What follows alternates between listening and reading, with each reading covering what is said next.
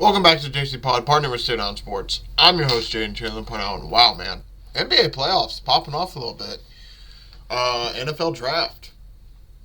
2 days from now. Wow. Time still doesn't exist, it seems like. Wild, man. Been a wild weekend. Wild weekend of action. We got the NHL playoffs that's popping off.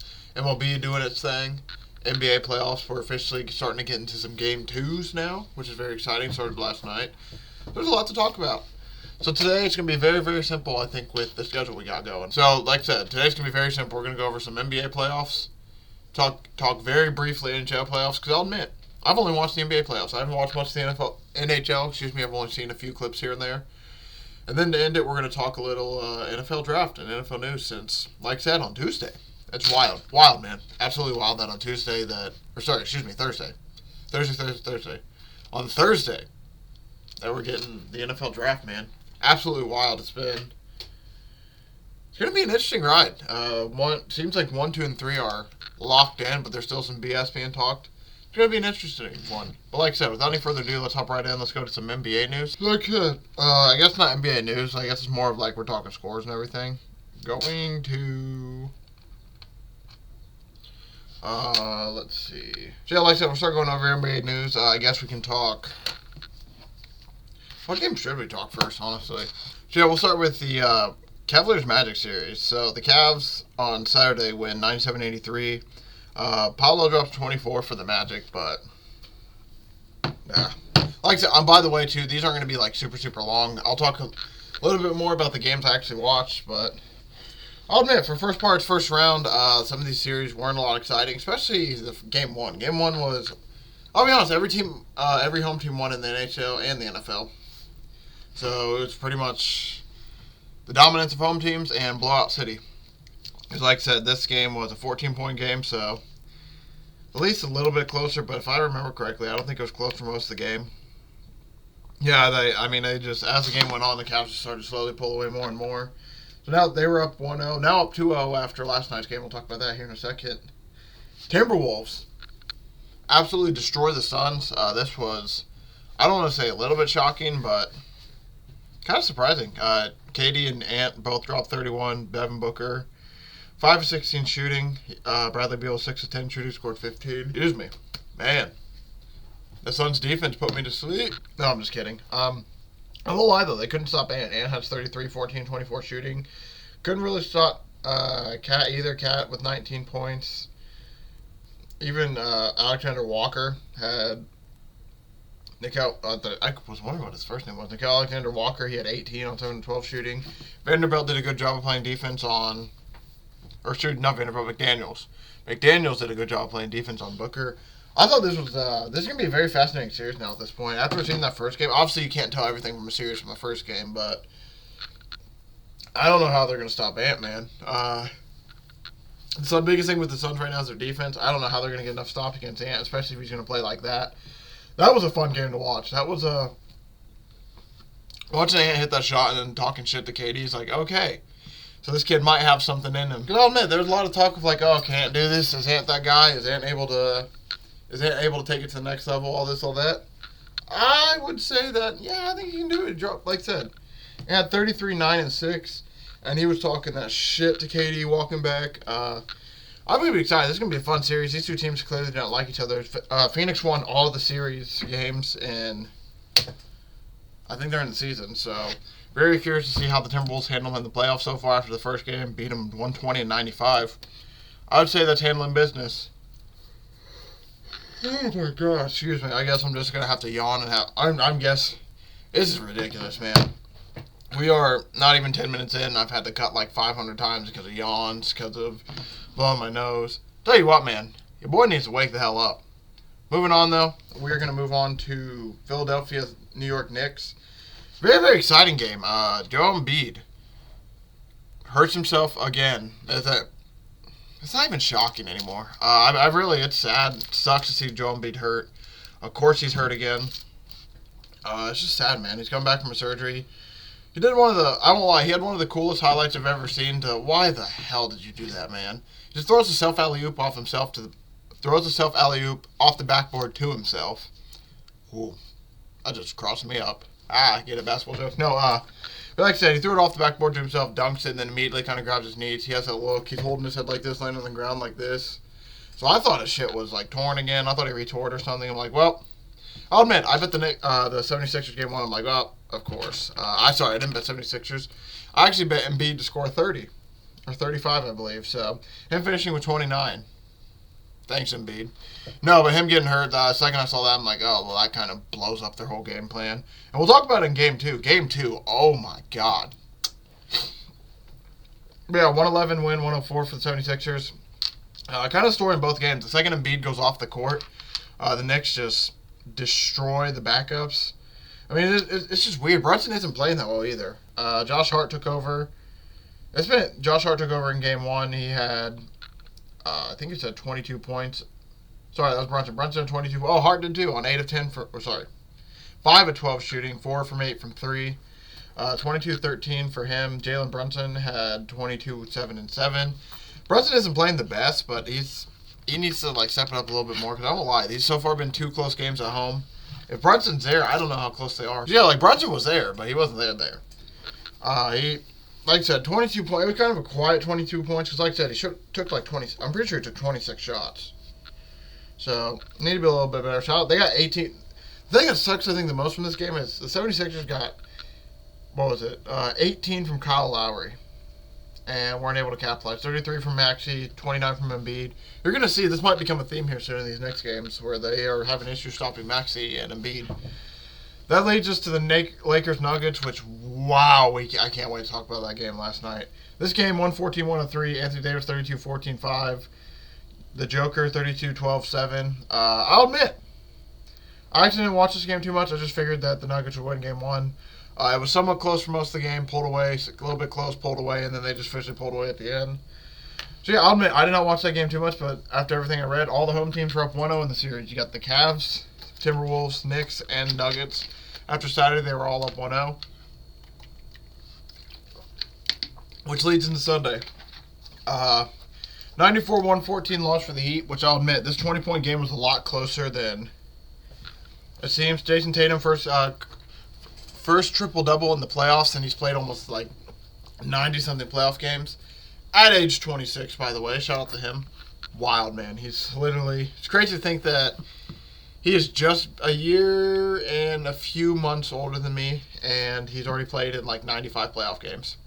That's absolutely insane. It just shows you that, like, no matter what life you live, someone else has a wild life as well. Absolutely, just wild, man. Like, seriously. Dude just happens to be, obviously I get he's way better at basketball than me. That's not what I'm talking about here. It's just kind of funny. Just funny how some dudes work. Like, Buddy Hield the other day, 8 years in the league, just had his first playoff game on Saturday, and then Sunday, Jason Tatum, who's 26, is having his 95th career playoff game. It's just crazy situations, man. But yeah, like I said, Heat, 94-114. This game was a lot closer than the score says. The Heat got to within, I think, 8 at one point, which I know sounds kind of funny, because usually that's a blowout. But this game was 12-0 to start, and then I won't lie, the Celtics were up 29 at half, or 29 at one point in the game. So shout out to Heat, man. They at least kind of, I'm not going to say kept it close, but they made it interesting a little bit towards the end, made them sweat. There's a chance that the 14.5 and the 17.5, I bet, covered, which was awesome. Now, seeing that, hopefully they get Rozier back and Jimmy back. We'll talk about this more when we look ahead into the series, but they could really use those two guys back. The blowout theme continued, by the way. That was a blowout. This was a blowout. Clippers, 109. Mavs, 97. Luka, 33-13-6. At one point, it was 54-29. This game was just ugly. James Harden looked like prime James Harden. 28 points, 8 assists. He was hitting step backs, getting free throws. Absolutely beautiful. No Kawhi, no problem. Paul George had 22 as well. They couldn't stop Zubac. That's what was wild. Zubac was 20 and 15. We're going to have to keep an eye on that. If the Mavs aren't able to stop Zubac, I'm not going to say apparently, because I'll admit, I watched this game, but not really. It was on in the background, so I kind of was like, I'd glance at it and be like, all right. And then look back and be like, oh, okay. Well, especially when it got to 29-54, I started to look a lot less. But apparently the bigs for the Mavs had issues stopping Zubac, which I guess makes sense. If you look at their plus-minus, Gafford -8. PJ Washington -1. Derek Lively -19. Zubac just ate him alive. It was absolutely insane. He played really, really well. I don't got much more to add. They just genuinely played well. The Clippers just completely outplayed them. I won't lie. I don't know what to expect going into game 2. We'll talk about that a little bit more here, obviously soon. But it's gonna be an interesting series because everyone thinks that. I think a lot of people still think the Mavs are gonna win it, but I'm curious to see now, especially with the Clippers taking game 1 that dominantly. Like I said, you can never tell a series by game 1, but you can maybe start to see some trends. Like, obviously, we'll look back maybe 3 or 4 games from now and be like, oh, if you notice that from game 1, this happened every game now. So I'm curious to see what that trend will be. Right now, if it's Zubac not being able to stop Zubac, that's going to be a big, big issue for the Mavs. Pacers Bucks, another blowout. So far, all these games have pretty much been blowouts in the NBA in the first round. This one was another one. I don't even know how to describe this game. Dame had 35.5. And then just quit shooting. I will lie. As a guy who bet Dame to score 40 and score 50, that sucked. I literally was just like, all right, he has 35.5, 15. Hopefully the Pacers can keep it close. The Pacers really never kept it close. Tyrese Halliburton was 4 for 5 at one point, and then he takes 2 shots in the second half, finishes with 9 points. He needs to shoot the ball more. I don't get what the hell that was about. Pascal Siakam finishes with 36-13. Seemed like the only one who was kind of ready for the playoffs, which makes sense. He does have a ring. Everyone else from the Pacers, I mean, they looked like they were... That looked like that was their first playoff game. I mean, they were getting the ball. They were missing almost every jump shot they took from 3. When it comes to the Bucks, they played a lot better. Chris Middleton at 23-10 looked... I mean, he looked a step slower, but he looked still really good. Double-double for Bobby Portis as well. We thought Dame, 35, 6, and 3. I mean, even Pat Bev, 5, 7, and 8. Even he was contributing. It was just an all-around contribution behind Dame. For the Bucks and for the Pacers, I mean, it was a one-man show pretty much. It was Pascal Siakam, Spicy P, and then it was the rest of the Pacers. I mean, even Halliburton didn't do too much. 17, 8, and 2. Or, sorry, that was Miles Turner. Hallie had 9, 7, and 8, which isn't horrible. But for Halliburton, I wish he would have scored more. He just was way too passive, I feel like, that game. Hopefully we get to see more out of him next game. And that leaves to, of course, the one game I didn't watch. That actually ended up being a really good game. Pelicans, Thunder. This should be an interesting series, I'll tell you what. Apparently... Pelicans match up really well to them from everything I've heard and looked at when it comes to NBA playoffs. I mean, it comes down to CJ McCollum just missing a game winner. Jonas Valanciunas had 13 and 20 rebounds, 15 and 11 for Chet. Seems like the big thing in this game is they can't stop Valanciunas, but when Valanciunas is on the floor, obviously it's a little bit slower. When it comes to the speed of OKC, very curious to see how this series will go. I actually need to get eyes on this series. Because, like I said, I watched the Nuggets game last night, so I can't really count that. This, and so far, I think I watched a little bit of the Cavs Magic. I probably watched about 10 minutes of game 1. But I'll admit, this series I have yet to put my eyes on. I will probably hear soon. Just so obviously I can get an idea. Because the fact that this was close, I was pissed. I bet Pacers, L. Let's see what it was from this night. Pacers L, Heat was a fan bet. I don't even mind that. I think I had the Mavs bet from a few days ago, so I missed all those games, I'm pretty sure. I might have maybe got the clip. I don't think I bet Clippers, if we're being honest. I don't even know if I bet Mavs. I'll just say I bet Mavs to make the story funnier. 0 for 3 to that point, so of course I didn't watch the one game that was close and actually good. Had the boys +8, Pelicans. Like I said, it was a really good game. They played pretty interesting without Zion. Obviously, because they kept it within 2. Brandon Ingram, 12 points, 5 for 17, didn't play the best. I'm not going to lie. I mean, look at the Pelicans stats. They just did not... CJ McCollum didn't play horrible. They just didn't get enough.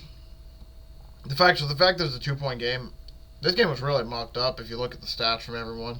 So like I said, I'm going to have to get my eyes on to talk about it a little bit more. I can't really gain anything from the stats. It was a 2-point game. I think... From what I've understood and heard, the Pelicans are going to give them a really good series, so should be fun to watch. I should get my eyes on it, and like I said, I probably will try to next game. This moves us on to Monday. Cavs win 96-86. I'm not even going to act like I watched this game. Did not get any eyes on it. I just assumed that the Cavs would win based on what I saw. Did have the under in this game, though. Shout out. I think I'm gonna wait and see, obviously, and be careful with it, but I think any under, especially if it's under 205, if I can get a 210, that's going to be amazing. The Magic don't score a lot. They've been having issues lately scoring. I mean, I'm looking at some of their game scores, and obviously they have scores in the hundreds, excuse me, but if I get like an under 210 again, I'm probably going to look at that for game 3. We'll look ahead at that in a minute. But yeah. And then we got 2 buzzer beaters, man. If I could recommend it, there's some YouTube video you can watch. It's about 6 minutes long. If you go from the 4:21 mark, you get to see the final sequence of the Knicks 76ers because, wow, man. Wow. Quick side note. I can't wait for it to finally just be warm and not be warm, cold, warm, cold, warm, cold, warm, cold, warm, cold, warm, cold. I'm tired of this shit, man. My allergies are beating your boy up, man. Holy hell. Like I said, though, last part of this game was amazing. Tyrese Maxey has 35. Embiid has 34. Allergies. But yeah, like I said, Embiid and Maxey absolutely went off. Brunson, yet again, struggled. He had 24 on 8 of 29 shooting. So now he's, I think, the 16 for 55 is his official. 16 for 55 is about what it should be, if I'm not mistaken. Horrible, man. He needs to play better. There's just nothing to be said about it. Brunson's a good player. Like 24, he had 24 on. They probably win by so much more. They probably win by close to 8 if they can get like the efficiency from Brunson, because he had a lot of good looks. It was just like they couldn't not cut into the lead at some points. Like every time, like for a while, it was just like 76ers were up 10, up 8, up 7, and then anytime they would need to make a lead, the Knicks just couldn't score. So then it would stay 7, and then Knicks would score, and then the 76ers would score. The Knicks would get a stop, and then they would miss the shot. Like, it was a bunch of that until about halftime. Knicks started to get closer. In the third quarter, Knicks had the lead. In the fourth quarter, it was back and forth. Very, very exciting game. Josh Hart dropped 21 again, 4 from 7 from 3. Splashtown, OG Anunoby added in 10. Dante DiVincenzo, clutch shot. Isaiah Hartenstein. Isaiah Hartenstein was probably one of the biggest contributors to this game. 14 and 8. But he had some timely baskets. And almost when they needed it the most is when he would score. And they were able to do that. And then, like I said, the final sequence, I'll kind of try to describe it because, oh my God, was it amazing. Holy hell, we've already spent, this is going to be like a 50-minute pod at this rate. This is wild. Because I still got a lot to talk about NBA. We might save NHL for Thursday, man. Because I do need to talk. I absolutely need to talk draft. So we might save it because of the time. We are playoff talk, man. But yeah, like I said, this final sequence. So pretty much Kyle Lowry makes a free throw, puts him up 5. Knicks missed a chance to, I think, tie it or whatever. So it's 4 points. Or sorry, they missed a chance to cut into the lead. They foul Kyle Lowry. He makes the first free throw. He misses the second free throw. Jalen Brunson comes down, starts to dribble a little bit. He's going to dive through 2 people. Basically fumbles the ball. Gets it back to Dante DiVincenzo. Dante DiVincenzo then tries to cut, loses the ball a little bit, kicks it to Brunson, pump fake, dribble to the right, pull up, hits the front of the rim, bounces really high up, drops right in. There's a 3. You can see Nick Nurse. Nick Nurse said he tried to call a timeout. Watching it back, I'll admit. So he was about to call a timeout during the pass-in, but he pump fakes it, waits, holds off. So you can see him. He goes like this, and he holds off, and he puts his arms out. He just kind of watches, and he has his hands ready. So then they pass it in. Tyrese Maxey has the ball, loses the ball at first. The Knicks and him are fighting for the ball. Tyrese Maxey gets it back, falls on the ground. All this is happening. I forget what the time is. It's under like 20 seconds. It's under 30 seconds. We're starting into the 20s, 29, 28, 27, starting to get into that range. So then by this point, Maxey's on the ground having the ball. He's about to lose it. He's trying to find a way to get rid of it. Then you see Nick Nurse slamming timeout. Now, obviously, they don't give it to him because I guess the rule. I don't know what they would consider that rolling. Is it not that he has full possession of the ball? I don't know what the exact ruling of that would be considered, but basically, so he loses the ball on the ground. There's a little bit of a fight for it. Knicks get the ball, kick it. I think there was like pass, kick it to Dante DiVincenzo wide open 3. He bricks it. Rebound by the big man Hartenstein. Passes it again. Pass it back out to DiVincenzo. Bangs in a 3. Crowd absolutely erupts. You get the final score. Ended up being 104-101. Joel Embiid with like 3 seconds left, basically, has a chance to actually shoot a 3 and get a D. I'll admit, I thought it was a horrible shot, but he still had a chance to make it. The only reason I thought it was a horrible shot is they basically set him up for failure. Maxey dribbled a little bit, basically gave it to Embiid. Embiid caught it. Basically just had enough time to like kind of square his shoulders, then had to pull up due to the time. So, like, I'll admit, like, he literally had time to maybe, like, head fake or something. The defense was all over him. And then he just misses. Next steal, game 2. Absolutely insane. You're like, wow, what a wild ending. I didn't think it would get any better than that. No. Denver Nuggets, LA Lakers. Lakers up 18 at 1 point. Or a 20-point comeback. I'll admit, I was watching this game. I was score watching most of this game about halftime.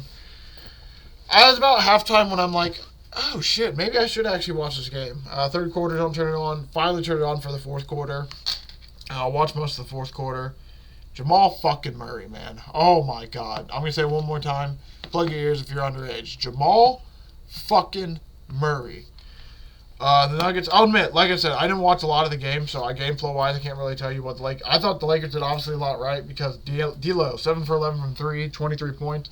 That's like, score watching, that was what told me, like, okay, so Lakers are actually going to put up a fight because they played I'm assuming they played very similar to the way they did in Game 1. They just actually got a contribution from D'Lo, so they started doing really good.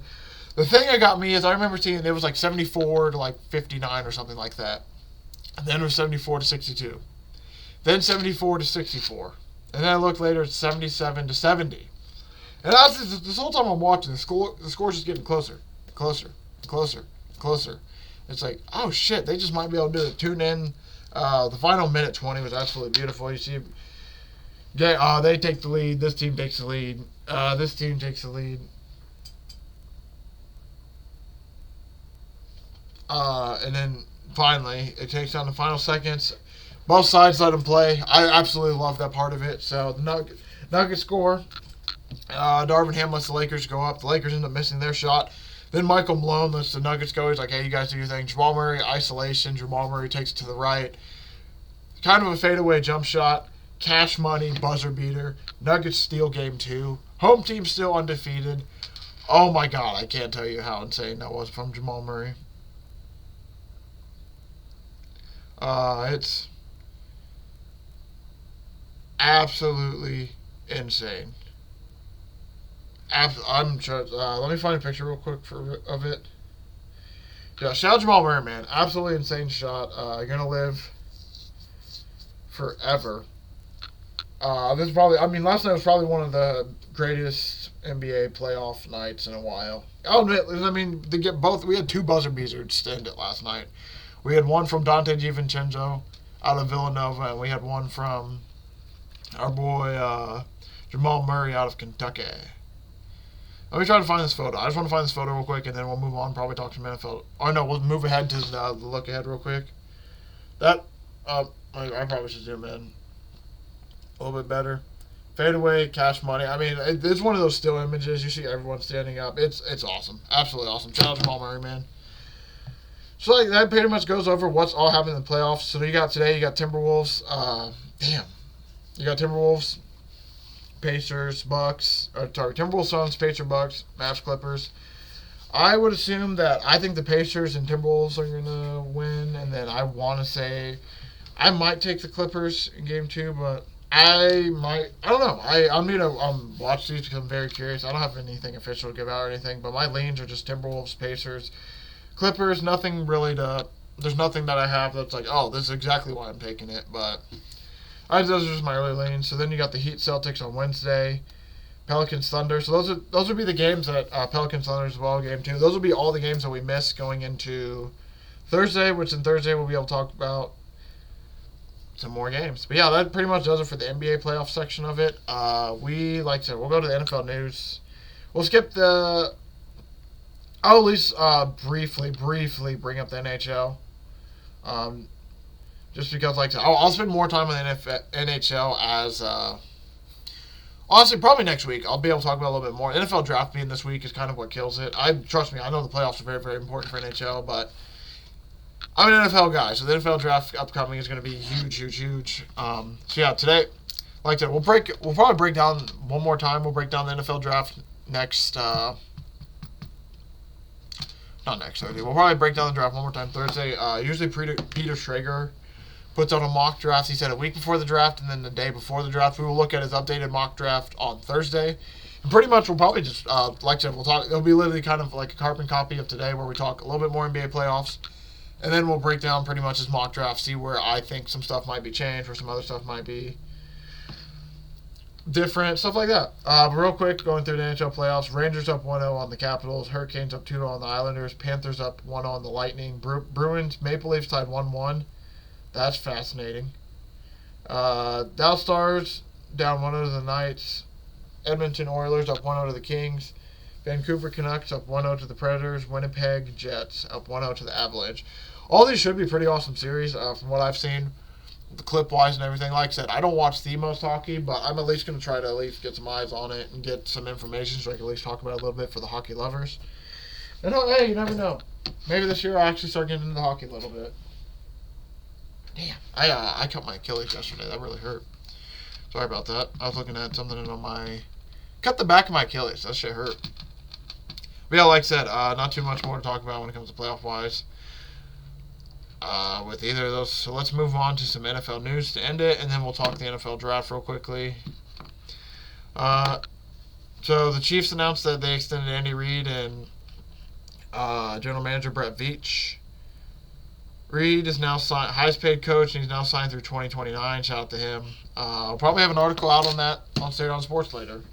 And if I don't tonight, probably going to be tomorrow. I'm going to talk about him and Veach because that's pretty awesome. So yeah, expect an article out on that within the next 2 days because massive news. So the Chiefs dynasty will at least have the head of the snake until at least 2029. So yeah, hope nobody wanted to. I wonder how many Super Bowls truly they are going to win though. Because it gets to the point, like, I'm obviously not going to go predict ahead and be like, oh, they're going to win like eight more. I'm going to try to live in the moment and enjoy it as much as I can. Because obviously I didn't get the chance to do that with the Patriots because I was a Colts fan and I hated them. I don't nearly hate the Chiefs as much. I'll admit it sucks that the Colts can't do anything. But I'm going to try to live in the moment a little bit. I truly wonder how many more they're going to get. I couldn't even tell you. Zach Wilson is traded to the Broncos. I will have an article out on this on State on Sports. This will probably be printed out. This ain't a newspaper, boy. This will probably go out about an hour after the show-ish. Maybe 2 hours is when I'll have it done. But yeah, Zach Wilson traded for a late round pick swap. Denver gets basically Zach Wilson and the number 256 overall pick in exchange for their 6th rounder, which was number 207. The Broncos and Jets are expected to evenly split Wilson's salary, and the Jets will pay for majority of the salary. So if it's like $10 million, so if it's $50 million total, the Jets are paying for $10 million. If it's like $20 million, they pay for like I think 15. I pretty much think they're paying for like 75% of it. Pretty much it's just a deal to be like, hey, please take them off our hands. Just give us something back, and we'll take care of the majority of it. Very, very not shocking situation based on everything that's happened with Zach Wilson. It's going to be interesting, man, this quarterback situation. I'm going to talk about in the article I'm going to put out. I think they have Ben DiNucci, Jarrett Stidham, Zach Wilson. I think it's going to be Zach Wilson, Jarrett Stidham, and then whatever rookie they draft. So I'm curious to see who they end up drafting because, yeah, like I said, I have no clue. I don't even know if they want to draft a quarterback now. Maybe they like Zach Wilson and they'll play him behind Stidham for a year or something. Sit him behind Stidham for a year. I truly don't know. I wouldn't do that personally. I think they're going to probably draft like Michael Penix or J.J. McCarthy. But, like I said, I'm not there in the building, so I could be totally off. Lynch hopes that Ayuk spends his entire career with the 49ers. I think they're still trying to get... there's a rumor out there that Ayuk requested a trade. That's been completely shut down at this point. The 49ers have received calls for him, but they pretty much sound like they're just saying no. They're like, hey, we're going to lock this deal down. He's going to be our guy. Don't be shocked if Ayuk does get moved, but from what all sounds like, Ayuk's going to end up staying a 49er. And does not sound like he's moving on. Matt Ryan officially retired from the NFL. Shout out to him for having one of the greatest runs ever as a quarterback on the Colts. That's pretty awesome. Other than that,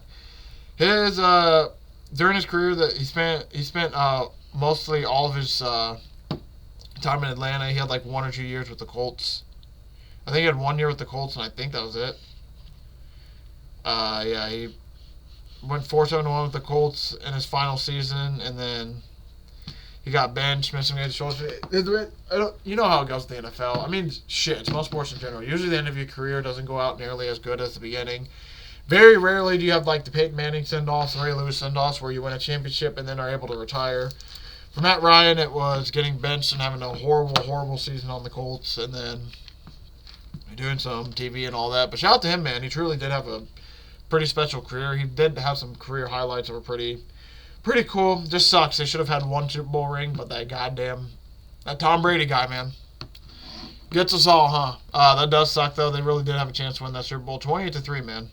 Matt Ryan could have been Super Bowl MVP potentially, but nope. History did not want it to be that way. Tyreek Hill's coming out saying McDaniel called out him during the wild card playoffs. The only reason I bring this up, I really hope that I hope this is true, because this is something that I feel like the team's need. I don't like said. It sounds like it was all motivation. This wasn't like a thing where Mike McDaniel was calling out Tyreek Hill, calling him, like, ass me, like, hey, you're supposed to be the best player in the league. What happened, boy? Why are you so ass? This is one of those things where it's like motivational, like, hey, you're supposed to be the best fucking player. Where you been? Like, come on, hey, let's go. Sounds like a lot of that happened after their wild card loss, which is really, really awesome to hear from McDaniels, because a lot of people weren't sure if he had that in it. A lot of people are like, oh, he's just too goofy. He can't be too serious. I'm curious to see this side of him now, because obviously he's gonna still be goofy, still be himself. But hearing more stuff out like this, like, oh, okay, cool. So he's pissed off about losing, because you love to see that edge to him. So I'm excited to see where the Dolphins do go from here. I don't think they're gonna be anything too special as long as they keep Tua, but I don't know. Maybe Tua can prove me wrong. I would love to see him prove me wrong, but I won't lie. As long as they keep Tua, I'm not the most optimistic for them. They do have some weapons. They do have a really decent offense. Pretty good offense, we're being honest. But that defense right now is sketchy. Roman Gabriel, former NC State QB and NFL MVP, passed away at 83. 1969 NFL MVP with the Los Angeles Rams. Shout out to him. I obviously did not know him, but I at least wanted to shout him out because he was an important figure to the NFL. Obviously, if he won a Super Bowl, if he won an MVP, that means he was obviously very amazing at one point. And number 2 overall draft pick. So, hey, I would say that guy's pretty good at football. Yeah, I was in the 60s, but hey, crazy. He was MVP in 1969, throwing for 2,500 yards and 24 touchdowns to go with 5 rushing touchdowns. Crazy stats, man. 2,400. That's basically what Justin Fields threw, and people were calling him ass. Just wild to show you how much the NFL's changed. Obviously, don't get me wrong. I get there's a lot more to that. I get that was very, very broad for me to do to Justin Fields, but just wild. It just shows you how much the NFL's changed. It's wild. Broncos do not plan to trade Courtland Sutton, which would be really smart for them. He's been really good. They just need to get. It just sucks, man. I do genuinely feel bad for Courtland Sutton. He's been, I think it was 7 quarterbacks in 8 years, something like that. He has not had any steady thing at all, and he was actually really good he's been really good for most of his career, and he just has not had steady quarterbacks. Pretty sad. Caleb Williams came out and says he wants to play 20 years for the same team. I don't know how true this is, obviously. I didn't watch the video. I hope this is true. If he has that mindset, that's a really awesome mindset to have. Be like, hey, if I make it somewhere, I want to make it special there. I want to build there. Will it happen? That is left to be seen, but hey, there's a chance, man. I love hearing that, though, from Caleb Williams. There's a lot of bad stuff that came out about him, so the fact that we're hearing a lot of this good stuff now is really, really awesome. Bills owners are selling a minority stake in their franchise. This is interesting. I wonder what the reasoning behind it for is. It's about 25%. I really don't know. Nothing. I really am curious. I wonder who's going to end up buying into the Bills. I wonder if it's going to be anybody we know, if it's going to be someone inside of football or someone completely outside of football. It's kind of unknown. Lions unveiled some new uniforms. The Broncos unveiled some new uniforms as well. I do really love the Lions uniforms. Broncos uniforms, I really love them as well. I forget, somebody else, I think, unveiled uniforms as well. And those ones I'm a little bit more, it's not the best. I can't remember, though. Could be totally wrong. But at least for the Broncos and Lions, I do like their new uniforms a lot.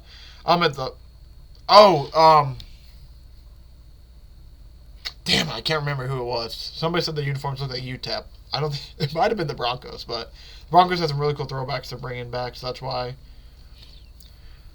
I like it. Bills, Allen, Diggs trade hard, but grateful wide receiver. Obviously, those are 2 great friends. I'm not going to even read into that because I do wonder what happened between him, Josh Allen, and Diggs. It seemed like as much as they do love each other, I don't know how true it was, but it seemed like there's a lot of stuff going on. It seems like that Zay Flowers is not going to get punished for a domestic violence thing because there wasn't enough evidence. I don't know. I have no clue anything about that situation, so I'm just going to stay away from it. But he's not in trouble, so it sounds like nothing's really going to happen. But keep an eye on it in case it pops back up. Washington Commanders defensive end Shaka Toney is among 5 NFL players reinstated NFL Thursday after they were suspended for violating the gambling policy. 4 free agents: Rashad Berry, wide receiver Quintez Cephas, safety C.J. Moore, defensive tackle Demetrius Taylor. Curious to see if they end up getting picked up by anybody after sitting out for a whole year. I don't know, though. But now that I'm very curious to see also the more that we see from this betting policy scandal bullshit. There's a lot of that bullshit going on. Like we saw with Jonte Murray. Boy out the league, man. He is gone. We've seen it with Shohei Ohtani now. Obviously, I think I talked about it a few months ago. We're just going to see more and more of this as it comes out. I'm not shocked, man. I mean, I bet there are a good amount of players that gamble. Just some of them screw up and they bet on their own teams, purposely, non-purposely. I'm not going to get into that. There's just a lot of people who think they're bigger than the game too and can figure it out, which is a big issue. I just hope a lot more players are smart about it and everything, especially because some players are going to risk throwing away a shit ton of money for something as stupid as sports betting that they can do. And the reason I say it's stupid is, yes, I sports bet, but I'm not making millions of dollars in the NFL as a defensive lineman. Or I would be very willing to be like, all right, I can't bet on NFL for a while. I can only maybe bet NBA, and even then, if they don't want me to, all right, I'll wait. Definitely worth it for millions of dollars versus the chance I getting. Yeah, it's like, yeah, no thank you. Commanders Peters I feel great about staying at number 2. That is who? Oh, general manager. The general manager, Adam Peters. So it sounds like they are going to stay at 2. My prediction for the draft, we'll talk about that here in a minute, actually. Being Bills' offense needs selfless receivers rather than number 1 option. So that's where it sounds like there's a... Sounds like that's where a lot of the reason... partially the reason he was traded for is Brandon Beane was just kind of like, all right, he's doing a little bit too much. We probably should move on from him. Not shocking. The Patriots are open for business in the NFL draft. Will they trade their pick? I don't think so. They're at least listening to calls, though, so that should be potentially nerve-wracking for Patriots fans. Because, yeah, I know a good amount of Patriots fans, at least on X, that are not happy with the fact that they might trade out. But, yeah, that's going to do it for NFL news. Going into the draft, like I said, we are going to heavy talk draft Thursday. Today is just kind of like a preview of, hey, it's happening. No, but in all seriousness, Thursday we're going to talk heavy draft after NFL. After NBA playoffs talk. It's going to be a fun one, man. We got a good amount of action that's going to happen. Seems like it's going to be Drake May 3, Jaden Daniels 2, Caleb Williams 1. Perhaps that starts to open up a little bit. It sounds like this is going to... there's a lot of people saying that there's going to be a record broken for offensive players drafted in the round. Because it sounds like that... this is from... I forget who did this. But there's somebody on a podcast I was listening to. I believe it was Ryan Russillos or Ben Simmons, one of those two, where they were doing a draft pretty much. And they're just like, hey, we're going to draft all offensive players. And they got the end of the round 32. And he was like, oh, let me get a few more. I still have a few more I could talk about. Versus they did all defensive players first round draft. So... And they got to pick 10. He's like, oh, man, I don't know if there's any more of these guys that are truly first-rounders. So it sounds like there is a shit ton of offensive talent in this draft to look forward to that's going to be drafted. Should be very exciting for them. Yeah. I think that about does it for today. I really don't have any much more to talk about. NBA playoffs is going to do its thing. We're still going to cover it. Almost after this weekend betting, almost decided, fuck the NBA. We ain't watching anymore. We ain't covering it. But, got to do it. I just enjoy watching playoff sports way too much. I'm not going to lie to you, I might watch that Pacers-Bucks game today, just because of circumstances, but a game I'm really excited to watch is Timberwolves Suns. Curious how that will go. But yeah, man, like I said, playoffs are happening right now. Super excited. NFL draft Thursday. And then after the NFL draft, I don't lie, it's going to be sad. After the NFL draft, we don't have too much for football until they start reporting to camps and everything in June, July, and all that. So that's going to be fun. That's going to do it for today. Like I said, Thursday, we're going to pretty much talk NBA playoffs, then talk some more, pretty much all NFL draft. We're going to go over preview to Schrager's mock draft. We'll talk some NFL news, assuming that it can be quickly done, and it's nothing like too. It also depends. There's nothing too crazy. I might just hold off from it. It might be all NFL draft, but it's going to be heavy NBA playoffs, heavy NFL draft talk next Thursday. I'm excited, man. Everything's starting to heat up. We're already to that point in almost time where it's time for me to start breaking down teams going to the next season again. What is time? Man, I'm so excited. I can't wait. Thank you all for watching. Thank you for all the support. Really do appreciate it. Feel free to check out Stand Up Sports, like I said. Articles, at least one to two daily are popping out over there. I'll admit, we've been a little bit, it's been getting, I'm not going to say neglected, but we can write a little bit more. So you're going to start seeing more content on there again. We're going to try and make that official and keep content on there. Like I said, we're going to pop back on Thursday, talk NBA playoffs, NFL draft, man. Maybe some NHL playoffs. See everybody then. And hey, it's playoff time, baby. Let's enjoy some playoffs. Because it's only going to be a matter of time before it's NBA Finals. And then we got nothing but golf. And also, by the way, shout out Scotty Scheffler. 4 wins and 5 majors. Unbelievable. See everybody Thursday.